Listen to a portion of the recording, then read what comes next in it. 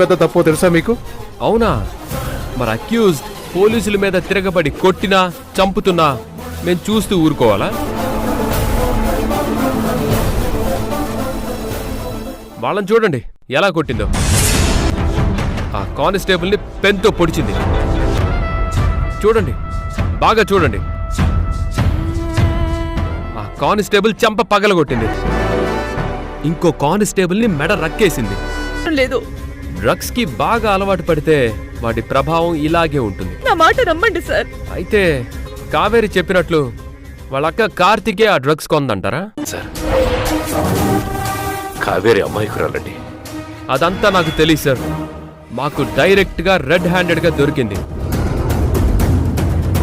Case రాయాల్సి వచ్చింది. సహకరించమనండి. కొంచెం టైం ఇవ్వండి. సరే, మీరు ఇంతలా అడుగుతున్నారు కాబట్టి ఆడపిల్ల అనే ఒకే ఒక్క కారణంతో మీకు ఛాన్స్ ఇస్తున్నాను. అది కూడా కొద్ది టైం మాత్రమే.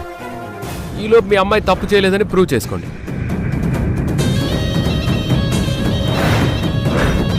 అంతవరకు తనని కంట్రోల్లో ఉండమని చెప్పండి. పిచ్చి పిచ్చి పనులు చేస్తే ఏ మాత్రం ఉపేక్షించేది లేదు. ఆ విషయం తనకి చెప్పండి. Thank you. పదండి.